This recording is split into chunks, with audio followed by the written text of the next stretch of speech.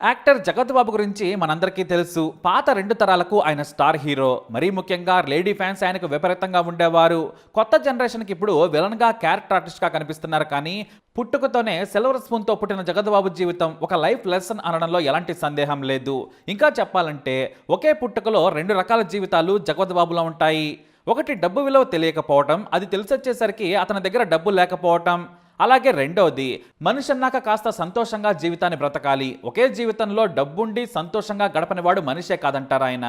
జీవితంలోని కొన్ని కోరికలు తీర్చుకోవాలంటారు. ఎవరికి ఇష్టమైన పని వారు చేయాలి, లేదంటే పొట్టామా సంపాదించామా చచ్చామా అన్నట్లుగా ఉంటుందంటారు జగపతి బాబు.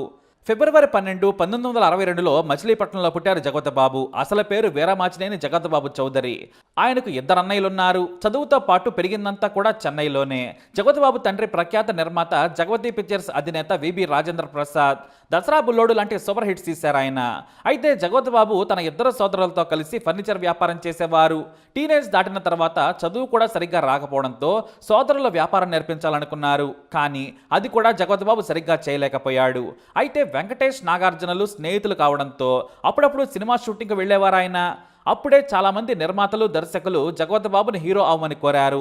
తాము సినిమా తీస్తామని చెప్పారు. కానీ మొదట జగపతి బాబుకు నటుడు అంటే బోరింగ్ అనిపించేది. నటించిన సీన్నే మళ్ళీ మళ్ళీ నటించాలా అనుకునేవారు. జీవితాన్ని ఆయన చాలా లైట్ తీసుకున్నారు. జీవితంలో గోల్ లేకుండానే ముందుకు సాగేవారు. ఫ్లోలో ఏది వస్తే అది చేయాలనేది అతని తత్వం.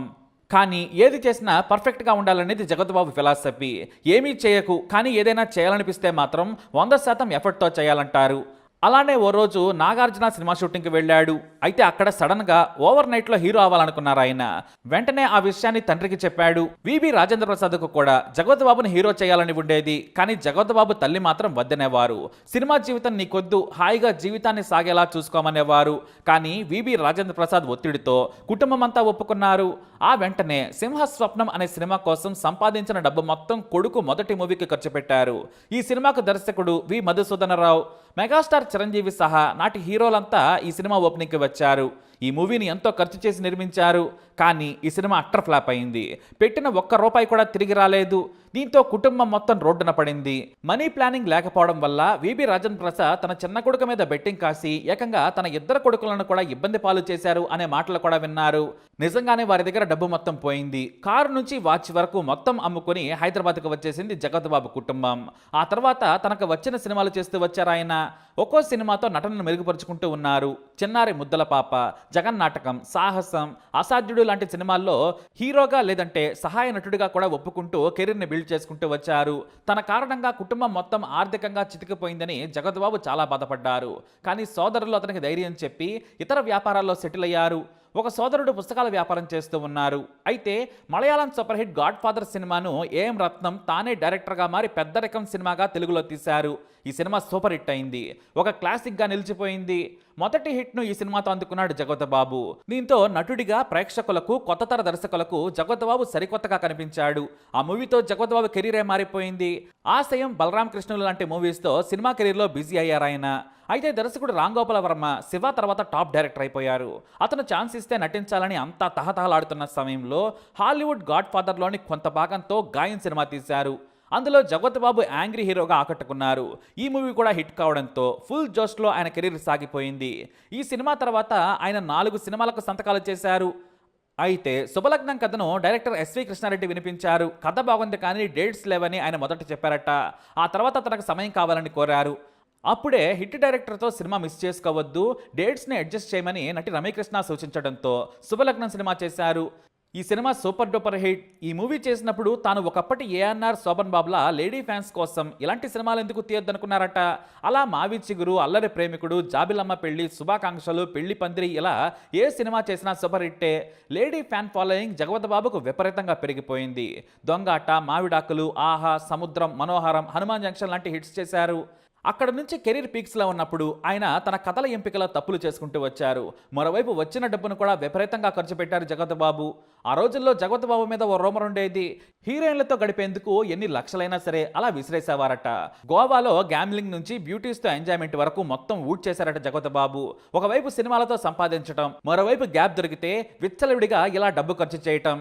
అలాగే మరోవైపు సౌందర్యతో పెళ్లి జరిగిందని, ప్రేమిడితో ఎఫైర్స్ ఉందనే రూమర్స్ కూడా పుట్టుకొచ్చాయి. ఇంకొంతమందితో ఎఫ్ఐఆర్లు కూడా ఉన్నాయని నాటి టాప్ హీరోయిన్స్ అందరి పేర్లు జగపతి బాబుతో కలిసి వినిపించేవి. ఈ టైంలోనే ఆయన ఎంతో ఇష్టపడి ఫిలిం నగర్లో మంచి ఇల్లు కట్టుకున్నారు. కానీ వడ్డీ లెక్కలు కూడా సరిగ్గా తెలియకుండా అతిగా వడ్డీలకు డబ్బును అప్పుగా తెచ్చారు. మరోవైపు సంపాదించిన డబ్బును స్నేహితులకు ఇతరులకు ఇచ్చేశారు. సరిగ్గా అదే సమయంలో మళ్ళీ అమెరికా వెళ్లి లాస్ వేగాస్లో గ్యాంబ్లింగ్ చేశారు. కోట్లాది రూపాయలను జోదంలో పోగొట్టుకున్నారు జగపతి బాబు. మరోవైపు ఇంటి నిర్మాణం మధ్యలో ఉంది. తన దగ్గర రూపాయి లేదు. సినిమా ఛాన్సులు తగ్గిపోయాయి. దీంతో నిర్మాణం మొత్తం జరిగిన తర్వాత ఆ ఇంటిని అమ్మేసుకున్నారు జగపతి బాబు. జగపతి బాబుకు హీరోగా సినిమాలు తగ్గిపోయాయి. కొత్త తరం దర్శకులు హీరోలు తెరపైకి వచ్చారు. తన సాయం పొందిన వారు కూడా ఎవరూ ఆదుకోలేదు. అంతా దూరమయ్యారు. వరుస ఫ్లాప్లు. మార్కెట్ లేదని తక్కువ రెమ్యునరేషన్ ఇస్తామనేవారు. ఇంకొంతమంది అయితే జగపతి బాబు ఖాళీగా ఉన్నారని ఆటోల్లో వచ్చి మరీ సినిమాలు తీస్తామని చెప్పేవారట. దీంతో డిప్రెషన్లోకి వెళ్లారు జగపతి బాబు. డబ్బు విలువ తెలుసుకున్నారు. ఎన్ని కోట్లు సంపాదించినా చేతిలో ఒక్క రూపాయి కూడా లేదు. ఇలాంటి పరిస్థితి తన వల్లే వచ్చిందని మళ్ళీ రియలైజ్ అయ్యారు. భార్య లక్ష్మి ఆయనకు మద్దతుగా నిలిచారు. ఆ టైంకి ఇద్దరు కూతుళ్ళు పెద్దవారు కూడా అయ్యారు. పెద్ద కూతురు 10వ తరగతి, చిన్న కూతురు 8th క్లాస్ చదువుతోంది. కెరీర్ దాదాపుగా ముగిసిపోయింది. కానీ డబ్బు మాత్రం జగపతి బాబు చేతిలో లేదు. అప్పుడే ఆర్థికంగా ఉన్నారని తెలుసుకున్న తన ఫ్రెండ్ ముందుకొచ్చారు. తన పొలం అమ్మేసి మరి ఎంత డబ్బు కావాలో తీసుకోమన్నారు. అతనే అర్జున్. జగపతి బాబుని ఆదుకోవడానికి ముందుకొచ్చారు అతను. కానీ అప్పుడే డైరెక్టర్ బోయపాటి శ్రీను లెజెండ్లో సినిమా కోసం విలన్ పాత్ర కోసం ప్రయత్నిస్తుండగా జగపతి బాబు ఫోటో ఒకటి బయట చూశారట.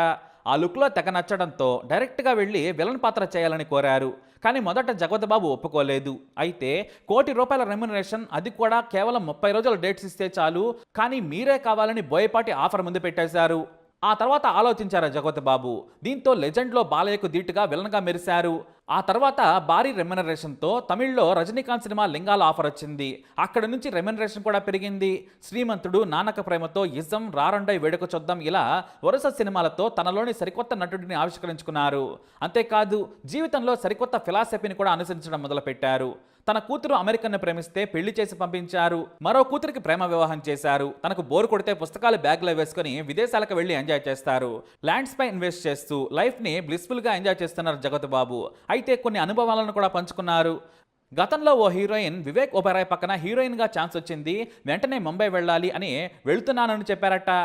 సినిమా అవకాశం పేరు చెప్పి వెంటనే రావాలని చెప్పడంపై అనుమానం వచ్చిన జగపతి బాబు వివేక్ ఒబెరాయ్కి, రామ్ గోపాల్ వర్మకి ఫోన్ చేశారట. ఆ తర్వాత ఆ అమ్మాయికి వెళ్ళొద్దని చెబితే మీరు నా కెరీర్ను నాశనం చేస్తున్నారని చెప్పి రివర్స్ అయిందట. తీరా చూస్తే 2 రోజుల తర్వాత ముంబైలో ఓ కేసు బయటకు వచ్చింది. అమ్మాయిలను కిడ్నాప్ చేసి పాకిస్తాన్కు అమ్మేసే బ్యాచ్ బయటకు వచ్చిందట. ఈ విషయంలో పాకిస్తాన్ నుండి బెదిరింపు కాల్స్ కూడా వచ్చాయని చెప్పారు జగపతి బాబు. ఇక 2010లో జగపతి బాబు ఇంట్లో దొంగలు పడ్డారు. విచిత్రం ఏంటంటే ఆ దొంగలను పోలీసులు పట్టుకున్నారు. అయితే ఆ దొంగల కుటుంబాలకి నెల నెలా డబ్బులు పంపించి కుటుంబాలను ఆదుకున్నారట జగపతి బాబు. ఇప్పటికీ ఆ కుటుంబాలు తనను గుర్తు చేసుకుంటాయని చెప్పారు. తాను సంపాదించేది ఇప్పుడు దానం కూడా చేస్తున్నారు జగపతి బాబు. మొత్తం మీద పోగొట్టుకున్న చోటే 2 ఇన్నింగ్స్లో రాణిస్తున్నారు. అదే సమయంలో వ్యక్తిత్వం కూడా కోల్పోకుండా తాను నమ్మిన అంశాలకు కట్టుబడి ఉన్నారు. డబ్బు సంపాదించండి, కానీ దానిని సద్వినియోగం చేస్తూనే ఎంజాయ్ చేయండి. ఎవరిని డబ్బు విషయంలో నమ్మొద్దు. కొంతమంది అది కూడా తక్కువగా ఫ్రెండ్స్ ఉండాలంటారు. డబ్బును గౌరవించాలి, అలానే డబ్బే పిచ్చిగా బ్రతకొద్దు. కావలసినంత సంపాదించుకుని ఎంజాయ్ చేయాలి. కొత్త ప్రదేశాలు చూడాలి, పుస్తకాలు చదవాలి, దూరంగా ఉన్న స్నేహితుల దగ్గరకు వెళ్ళి రావాలి. అలవాటుంటే లైట్గా ఓ పెగ్గు తీసుకుని తృప్తి పడాలి. రుచికి మాత్రమే కానీ మద్యానికి బానిస కావద్దు. ఒక మద్యానికే కాదు, దేనికి కావద్దు. డబ్బుకు కూడా బానిసగా మారద్దు. పని నిజాయితీగా చేయాలి. జీవితాన్ని తృప్తిగా గడపాలి. ఎందుకంటే ఉన్నది ఒకటే జీవితం. ఎవరిని మోసం చేయొద్దు, ఎవరిని ఇబ్బంది పెట్టకూడదు. మన లైఫ్ని మనమే లీడ్ చేయాలంటారు జగపతి బాబు. డబ్బు విషయంలో మొహమాటం కూడా పనికిరాదని తన గతాన్ని గుర్తు చేస్తూ ఉంటారు. తాను ఇప్పుడు ఒక అపార్ట్మెంట్లో ఉంటున్నారు. నటుడిగా జగపతి బాబు చాలా బిజీ. కానీ స్టార్డమ్ ఎంజాయ్ చేసినప్పుడు తీసుకోవాల్సినంత రెమ్యునరేషన్ తీసుకోలేదు. ఇంకొంతమంది ఎగ్గొట్టారు. కానీ మన టైం వచ్చినప్పుడు మాత్రం మన విలువ లెక్క కట్టి ఎంతైనా సరే ఖచ్చితంగా తీసుకోవాలంటారు. మన కోసం ఎవ్వరూ నిలబడరు. మనం మాత్రమే మన కోసం కష్టపడతాం. కాబట్టి జీవితంలో డబ్బును ఖర్చు చేయొద్దు. అవసరాలకు మాత్రమే ఖర్చు చేసుకోవాలి. భవిష్యత్తు కోసం పెట్టుబడులు పెట్టాలి. అతిగా జీవితాన్ని, శరీరాన్ని, మనసును కష్టపెట్టి డబ్బు వెంట పరిగెత్తొద్దు. హాయిగా బ్రతికేంత సంపాదిస్తే చాలు. అదే విలువైన జీవితం. ఇక హీరోగా ఉన్నప్పుడే 6 నందులు గెలుచుకున్నారు. సైమా అవార్డులను చూశారు. తెలుగు, తమిళ్, మలయాళం, కన్నడ సినిమాల్లో నటిస్తూ బిజీగా మారారు జగపతి బాబు. సాలార్ నుంచి గుంటూరు కారం వరకు పెద్ద సినిమాల్లో నటిస్తున్నారు. లేటెస్ట్గా పుష్ప 2లో కూడా ఒక హీరోలు చేస్తున్నారు. ఇలా లైఫ్లో 2 భిన్న జీవితాలను లీడ్ చేశారు ఆయన. సినిమా, డబ్బు, జీవితం, సంతోషం ఇలా జీవితాన్ని తనదైన ఫిలాసఫీతో మార్చుకున్నారు జగపతి బాబు. మరి ఖచ్చితంగా ఈ జీవితం ఒక లెసనే. మీరేమంటారు? తప్పకుండా వీడియోని లైక్ చేయండి, కమెంట్ చేయండి, షేర్ చేయండి, మా ఛానల్ని సబ్స్క్రైబ్ చేసుకోండి.